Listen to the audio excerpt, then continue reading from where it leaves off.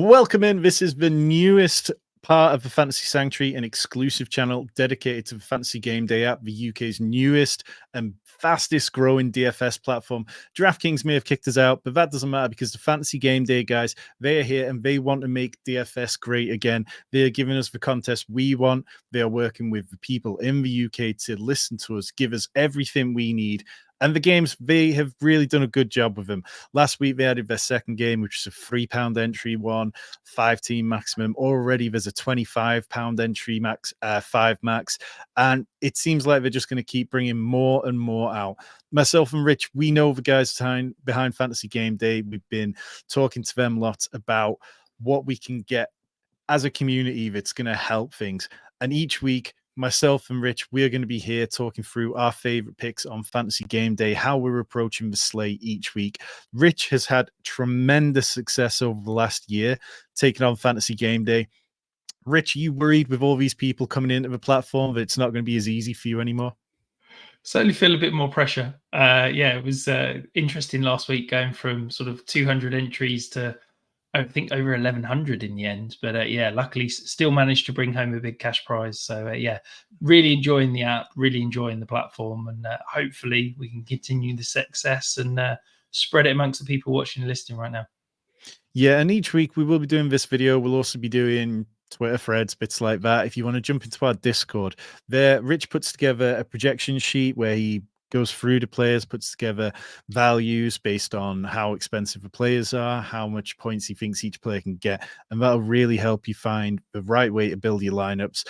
Rich, what have you found is like the key components to having success on Fantasy Gameday platform? I think for me, it comes down to two main things. The first thing is the captain pick. As you said, people on DK will be aware of the captain picks from the showdowns.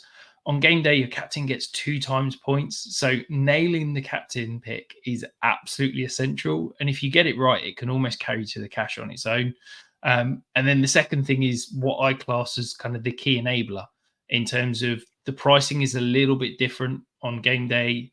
The cheap guys are super cheap, and you get a little bit more money to play with. So if you can find one player who is priced at sort of £2,200, £2,400, it completely unlocks the rest of your lineup. And if you can get a 4 or 5 times kind of production from that one guy, you can load the rest of your lineup with studs, and then you're sitting pretty and almost attacking it like a cash game. Yeah, I mean, for example, last weekend, I think Tucker Craft was, 2,800. Mark Andrews was 2,200. One of those picks worked out for me, and one of them did not. The payouts are a bit flatter than a lot of people who've played DraftKings might be used to. Could you kind of just explain loosely what you kind of expect to see at the top of leaderboards in terms of how many people are getting paid out and where? Yeah, so it basically it breaks down in terms of percentile. I'll attack with the £7.50 Sunday Stars, as that's kind of the flagship game. So the 1 percentile at the top gets paid out the top cash prize. So if it's say 400 entries, that's the top 5 people and so on. They will earn somewhere between about 120 and £150, depending on the exact number of entries. You then have a kind of a mid cash tier, which is normally around £30. That's for the next 2 to 10th percentile, and then the rest is around sort of £20, where you're over doubling your money. But basically, the top 20% will take home a cash prize. So it's not quite cash games as you would expect, and it's certainly not quite what you'd expect from sort of a GPP type approach. Yeah, there's no, like, obviously on DraftKings, sometimes there can be a huge difference between first place and second place, and there's not that yet. The guys have said that they are looking to build out more offerings with bigger prizes at the top. And obviously, the more people who are in these contests, the more the money will increase because there is plenty of people coming onto the platform. If you haven't signed up already, use code TFS23 for a free second entry. Let's start talking some players, and we are going to start with the captain picks. Rich, Saquon Barkley, I was well out on him this offseason, and so far he's been excellent. I don't think that the return of Devonta Smith and AJ Brown is going to particularly stop him from having a good game. The Browns, they are living off last year's reputation a little bit. They an easy team to run on at the minute. You can average something like 5 yards per carry against them. How confident are you in Saquon Barkley this week? Yeah, massively confident. I think this may end up being quite a chalky pick because let's be honest, the wide receiver slate on game day isn't particularly great. A lot of the big star receivers are either injured, not playing, or are playing in some of the different games. At the running back position, he's the screaming player because yes, you've got Alvin Kamara, but he's priced up at £8,200. So you're getting £800 less than Alvin Kamara for a guy that's averaging 24.5 points per game. As you said, they're playing Cleveland. You can run the ball. The Eagles are 8.5 point favorite. I think they might even up to be up to 9 point favorites at the moment. I think the Eagles are going to get up early. They're going to run the ball, and we know they're going to force feed Saquon Barkley. I'm not worried about anyone else in this backfield as well. Barkley's got an 89.8% opportunity share so far this year. I think Saquon Barkley is one of the safest picks, but he's also one of the picks that could potentially win you a matchup and put up a 20, 30-point game very easily. Yeah, like I said, Cleveland will have fourth highest yards per carry. I don't think Cleveland are going to be in this game, and I think the Eagles can absolutely salt this away through the running game. The other running back one, which is probably going to be just as chalky, Bijan Robinson playing the Panthers, who will have the second most running back fantasy points. We haven't really seen the huge volume for Bijan in a way that we hoped. We haven't really seen him used in the passing game in a way that we hoped. What is it that makes you really into Bijan this week? Yeah, I think it's the value. You know, you've got a significant step down from those other kind of elite potential captain options, but he's playing the Carolina Panthers. Like Bijan Robinson's my start of the week in our flagship show on Thursdays this week. Let's be honest, the Panthers are 32nd in adjusted fantasy points allowed. Running backs have absolutely destroyed the Panthers. Bijan Robinson, whilst he's not been, getting huge volumes of workload, he's still at 67.7% opportunity share. This offense is still going to run through Bijan. They put up phenomenal points last week, and Bijan Robinson was the only one who didn't really get it home. So I wonder if there's a little bit of a squeaky wheel narrative feeding in there, and let's see Bijan bring it home and have a phenomenal day. Is there any argument to be made for punting the captain position and choosing somebody lowly priced, and then just lining up the rest of your lineup with studs? Or do you feel like you've just got to pay up and really assume get that volume in there? I think that you've absolutely got to pay up at the position. It's not like a showdown lineup where you're having to pay extra for the captain. It's the same price. Bijan Robinson as a captain would cost you 6,000. Bijan Robinson in your running back spot would cost you 6,000. So all you're doing is kind of costing yourself potential double points. I think basically you need to look at the slate and say, who do you think is going to score the most points across the entire platform? And put them as your captain. Like, don't worry about value at the captain position. Don't worry about anything else. Literally just chased the highest potential return in terms of points because you're getting double and you're not having to pay up for it.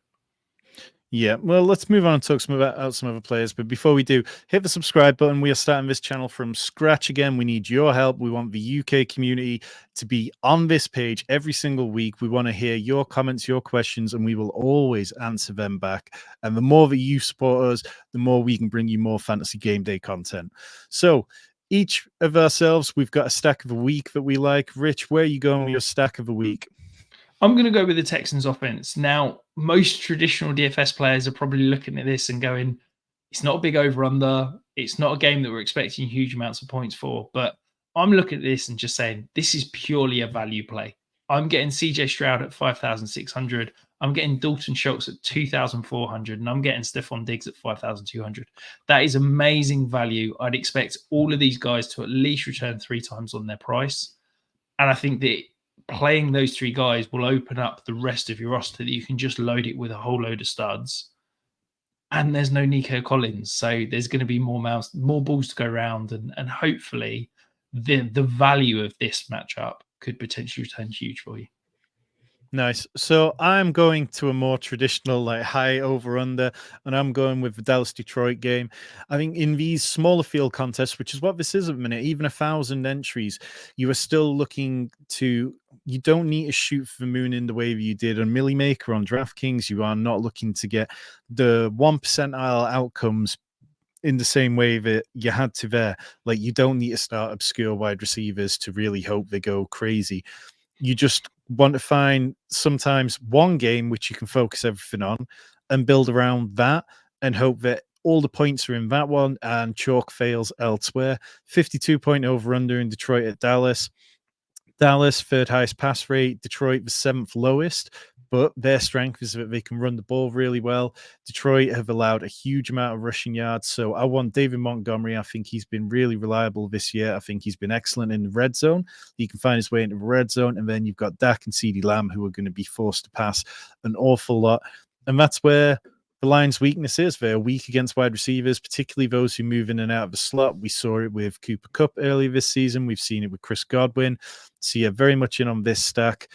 In terms of our favorite plays, though, for this week, Josh Downs, 4,200. Rich, it sounds like he's a little bit banged up.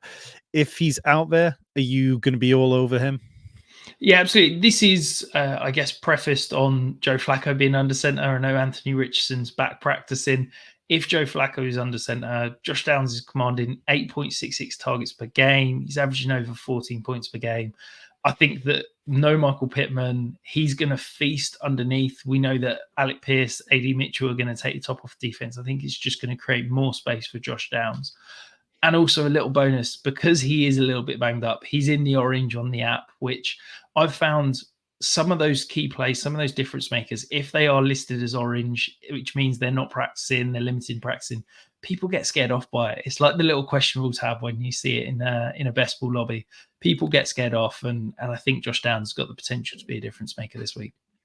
Nice, I like that. I mean, like, since he came back, he's just absolutely led the Colts in targets anyway, and without Michael Pittman there, it definitely could pay off. Mine is Zay Flowers, 5,200. We were not going to get through a week one video on this platform without me talking about at least one Raven. You can see his jersey behind me. It is the highest over-under this year so far, and when you look at everything in this game, it just screams shootout. The Ravens average the fifth most red zone drives per game, the second best red zone success rate. Zay Flowers has become Lamar's most trusted target in the red zone. Lamar has absolutely been feeding Zay Flowers in games where there is points on the board. We saw that last week against Bengals. We saw it first week against the Chiefs. Zay Flowers has 3 games with double-digit targets this year. He's been used further downfield than he's been used at times. Washington play 2 high safeties at the 4th highest rate, and Lamar has the 2nd highest deep throw rate among all quarterbacks against that look, the 5th highest yards per attempt against them. And I think that just leads into Zay Flowers, what he's doing well, what Lamar's doing well, and I'm expecting a very good game from him. In terms of the cheap budget plays who are going to unlock that lineup, though, your first one is Trey Sermon. Is this another one where if Anthony Richardson's out there, you'd feel less good about it? Or is it just Trey Sermon wheels up regardless? No, I think this is wheels up regardless. At £2,200, any starting running back is an absolute smash. I think that if there's no Jonathan Taylor, which is looking likely, I think Trey Sermon should be in every single lineup at £2,200. Even if he puts up a 6, 7, 8 week performance, he's still paying off his price. He's still doing enough for you to open up value at the other positions that you should still be able to cash. So yeah, I think Trey Sermon is an absolute smash. Whoever's under center, and yeah, there's becoming a bit of a theme here. I'm picking a lot of Colts, so hopefully they'll put up some points this week. Yeah, the Titans are slightly better against the pass. They rank 9th in DVOA against the pass, 15th against the run, so it is easier to run on them. The second one is AD Mitchell, so another absolute budget play at 2,200. Rich, we weren't overly high on AD Mitchell in the offseason. We had Dwayne McFarlane from Fantasy Life on, and Mitchell, the most overrated wide receiver in the draft. What is it about this week that makes you high on AD Mitchell? So AD Mitchell is, like, for me this week, just the biggest lottery ticket. Like, he could be absolutely nothing, or he could completely win you the week. And I think if you want to shoot for upside, why not go for him? Last week, his stat line is honestly the craziest stat line I have ever seen. He played 19 snaps. On those 19 snaps, he ran 12 routes. On those 12 routes, he was targeted 7 times. He was also had a carry and was involved in the trick play. That is a 58.3% targets per route run rate. Anything over 25%, 30% is like stud alpha level. The fact that he was almost at 60% targets per route run is absolutely bonkers. We've now got no Michael Pittman. So I think AD Mitchell, who has been struggling to get on the field in kind of a traditional 11 personnel, 3 wide receiver sets, he will now get an increase in snap share. When he's been on the field, the Colts want to force him the ball. The Colts want the ball in his hands. So, yeah, if we're going to see a spike in snaps, hopefully that means a spike in potential. But look, this could be an absolute zero, or it could be a kind of game-breaking play for you. So if you're looking for a dice roll, an upside pick at £2,200, it feels like there's not many better than A.D. Mitchell.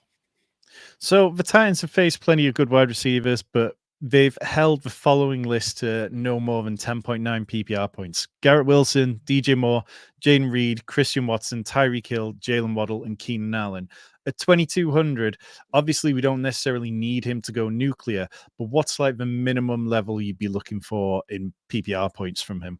I think if he gives me 8 points, I'm happy. Like that's what it is at this price. If he's given me 4 times his price at 8 points, I'm really happy. And that's basically one target and a touchdown, isn't it? Quite frankly. Yeah.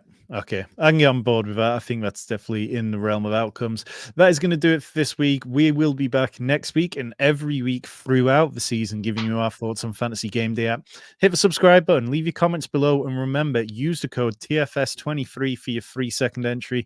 We are here to build the Fantasy Gameday app and the UK DFS scene into a great space again. We need your help to do it. Let's get on board and let's have a great week.